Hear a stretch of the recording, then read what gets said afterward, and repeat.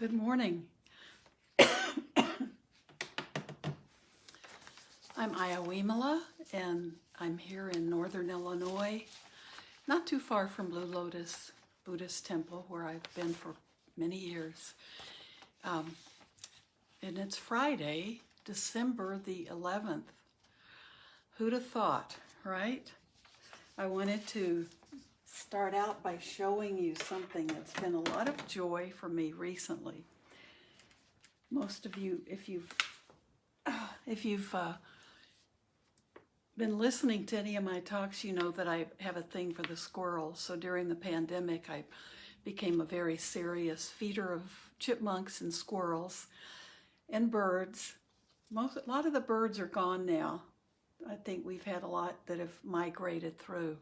But my latest thing has been an amaryllis that my friend Marty Gorman gave me. So, look how big it is. Can't even get it all in the camera. I'd say it's about, well, I want to say 2 feet tall, but probably more like 18 inches, 20 inches. So this is my amaryllis. It just started out as, that kind of a capsule of dirt that swelled up when you put some water on it, and the bulb. And now I've got these 3 beautiful stalks. I noticed this morning this is the second one to start blooming, and this is my biggest one, and it almost looks like it has 2 blooms in it. So this has been such a treat for me. So of course I talk to it, but I also have to adjust it to help it find as much sunlight, because I can't put it outside. It doesn't like the cold weather. Plus the squirrels would probably eat it. But I have to adjust it, so every morning I find a spot that's sunny, and during the day, if I'm sitting at my desk studying, I'll look and think, well, it's starting to bend too far towards the sun, and I'll move it around. And a few days ago, Marty sent me a picture with a text message of hers blooming. And hers is enormous, but it's 1 stalk. I have 3 stalks coming up. But we've been sending each other pictures every day at the state of the blooming. So mine was a few days later than hers, and mine's going to be a different color, but we're keeping up with each other, and she sent me more instructions on how to take care of it. And it's been just a delight and a real joy. And then to get to share it with her and see how we're doing. She has 1 giant stalk and she thinks maybe 4 blossoms coming out of it. So I have 3 stalks, and the second one is blooming. It's so much fun. She was a teacher for many, many years, middle school level. And they always grew amaryllis. She and her students did it. They had several of them, and they watched and tracked the growth of their flowers. And so now I get to do it. It's good to have really dear friends who have been teachers as long. And I was a teacher as well, but I was my longest stretch of teaching was with different groups of students. I was working in juvenile corrections, so yeah, and middle school was kind of my passion to begin with. So anyway, I just wanted to share that with you. And these are some of the simple things that for me the pandemic has been so revealing to me. Just the simple things that really can give us that feeling of joy. And that's part of the Buddha's teachings, the awakening factors, those factors that are showing us the way to enlightenment and that keep us going. Joy is one of the most important, and it's finding those little bits of joy in our daily life. And eventually we have to let all that joy go, right? Because it's only my amaryllis is wonderful, but it's also very impermanent. But just having those experiences during the day, the squirrels that I watch and feed create a sense of joy. If I'm just watching them, it's just, it's great joy to watch it. And then it passes, and then sometimes there might be a big hawk flying overhead, and then, of course, the joy is gone, and I start worrying about the squirrels and the birds.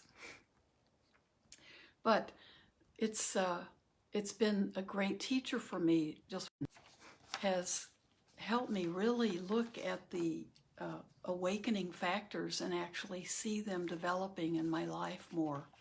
So I hope you're doing the same. I'm sure many of you have been doing it for a long time. So I wanted to share something. And I've talked recently about working with our stories, letting go of the stories and just being with the emotion. And I've put a few things on Facebook that came to me that were wonderful articles by good teachers about that.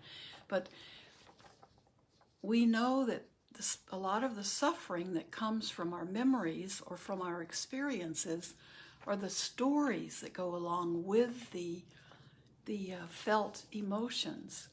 And what we need to be working with are the emotions. And the stories are not all that important. The stories are what get us hung up in the suffering. So I wanted to read just something short from Pema Chodron. Oh, and then I see a question from someone that I'd like to bring up. Okay, so this is an article from Pema Chodron, and it's actually from 2013.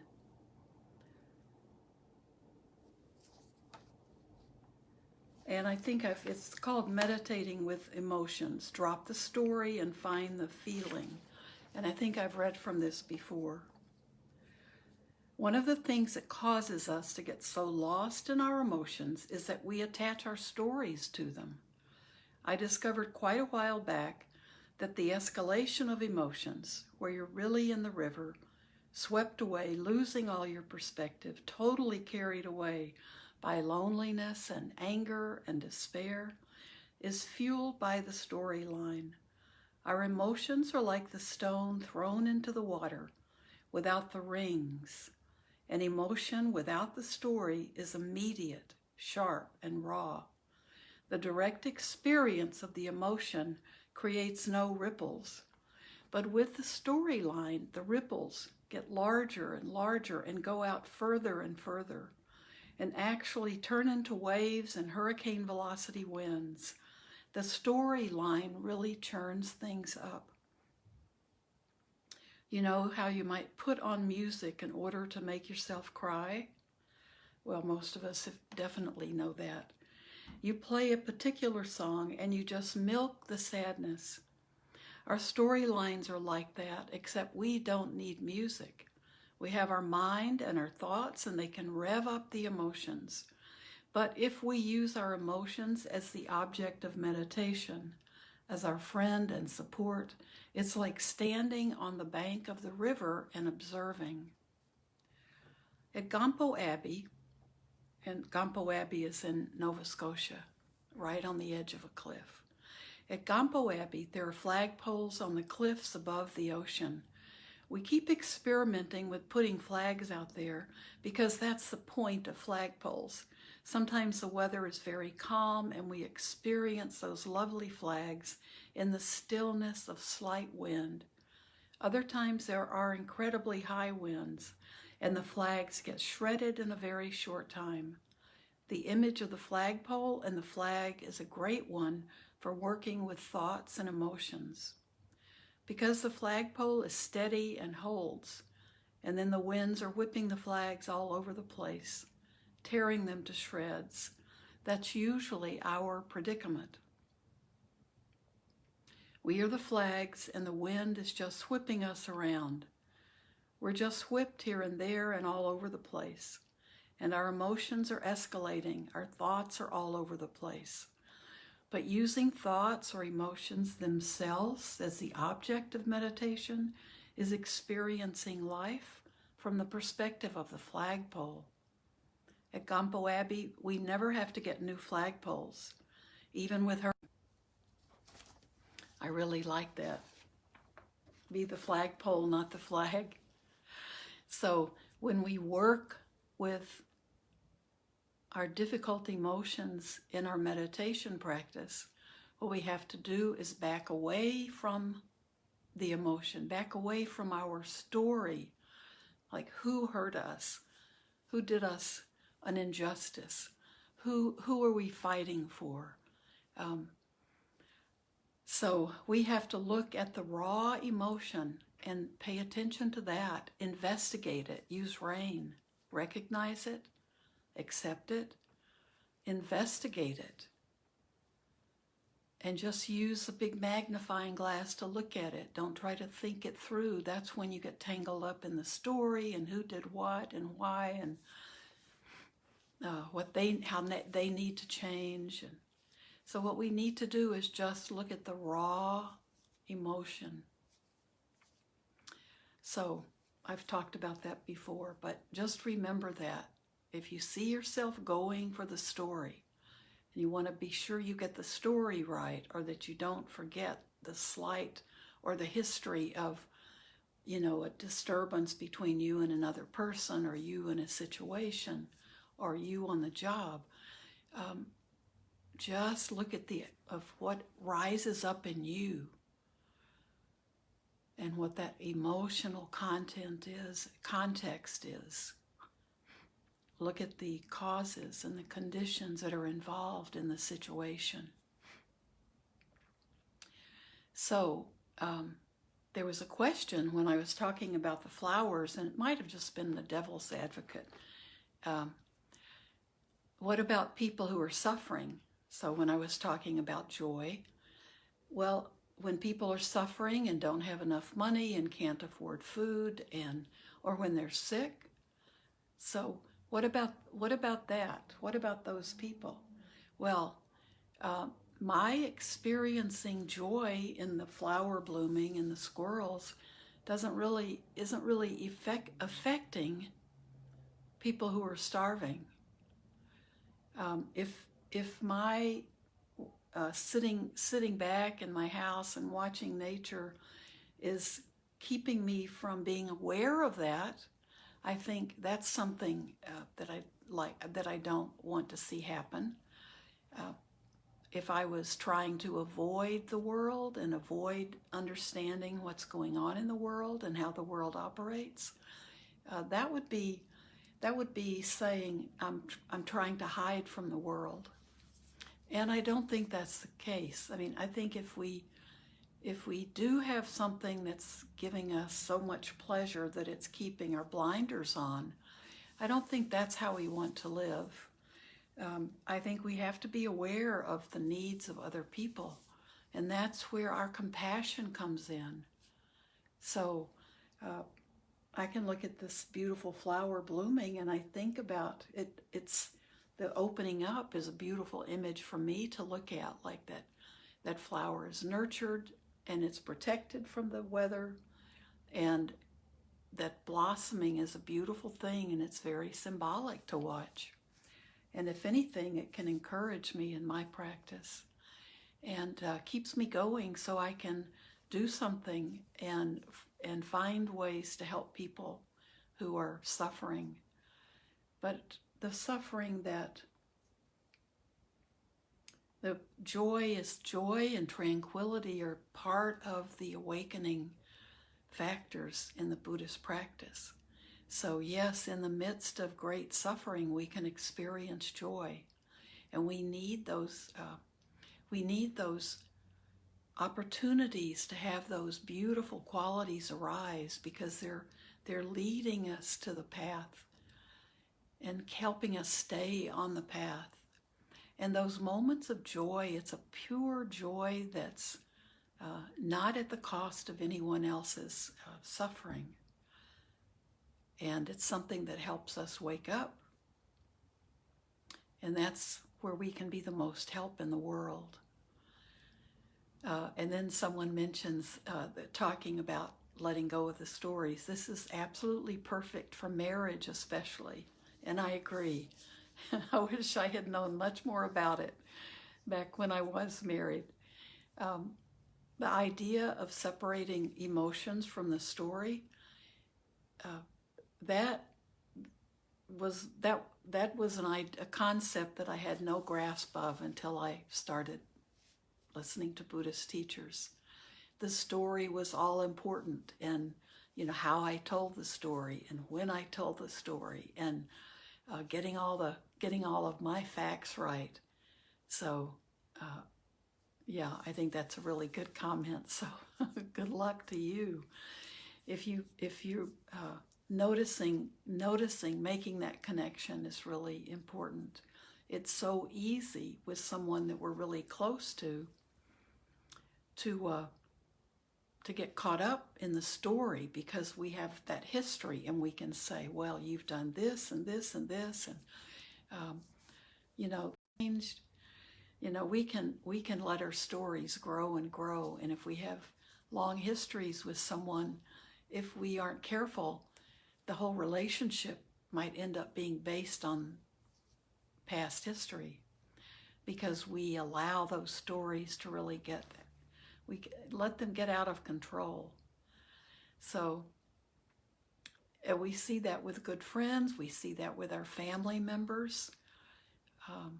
We can carry the story around, but if we really look, if we really think about it for a while, the feeling of letting those stories go, if you just imagine what that would be like to be able to let them go, how beautiful that is, how beautiful to step back and not seeing yourself agitating and stirring the pot. And it's like that stone that you throw into the pond, and it's beautiful to watch the ripples, but if those ripples become tidal waves, that becomes a different story.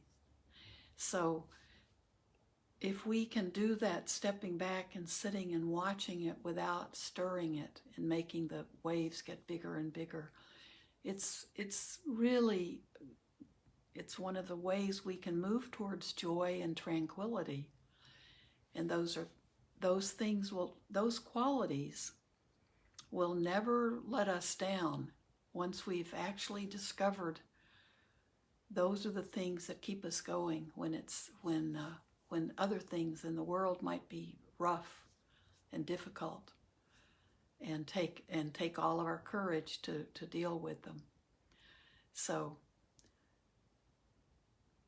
I think for all of you, it's good to see that you're really, this is what we're doing when we wake up.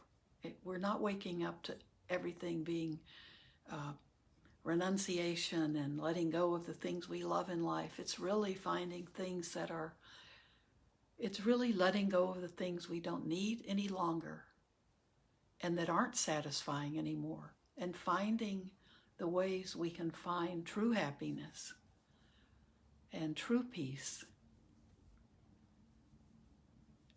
And sometimes they're the smallest little things, and that's how we know we're moving on that path in the right direction. So let's see, our time is about up because I started late today, probably getting sidetracked and watching my flower.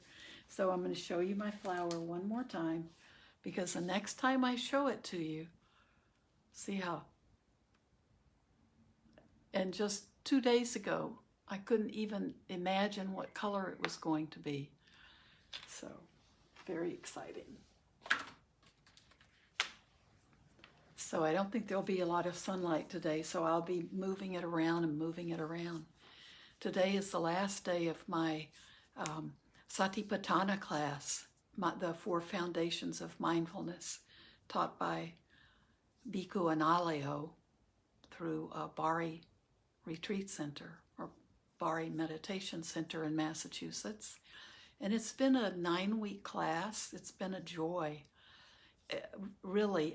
And it's been a joy that's been difficult and taken time and asked for. I'm sad that it's ending, but hopefully it's going to be a big part of my practice in the future, and it's a deeper understanding of the 4 foundations of mindfulness and the importance to this entire practice. So hopefully I can feel confident to share some of the things I learned with all of you. So please have a safe weekend. I did get an email, a newsletter from Rick Hansen, and he wrote The Buddha's Brain and some other books, and he's a Buddhist scientist.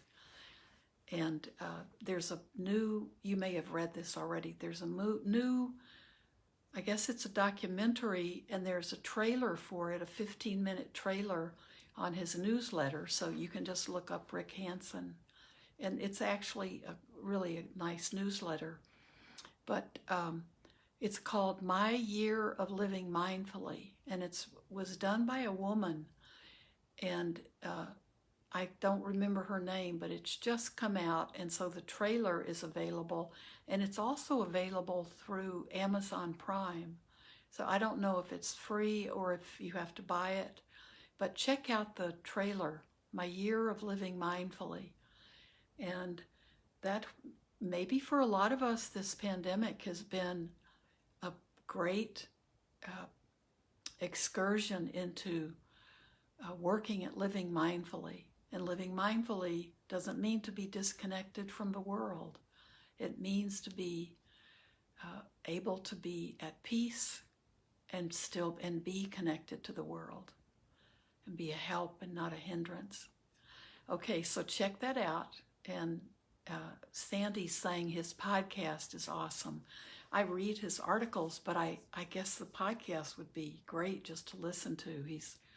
He's always got something that's worthwhile. And he's typically just up in Madison. So after living for over 30 years in Madison, I feel proud. He and Richie Davidson work together, I think, on a lot of projects. So, or at least they were in Madison. I think Richie Davidson still is. So have a wonderful weekend.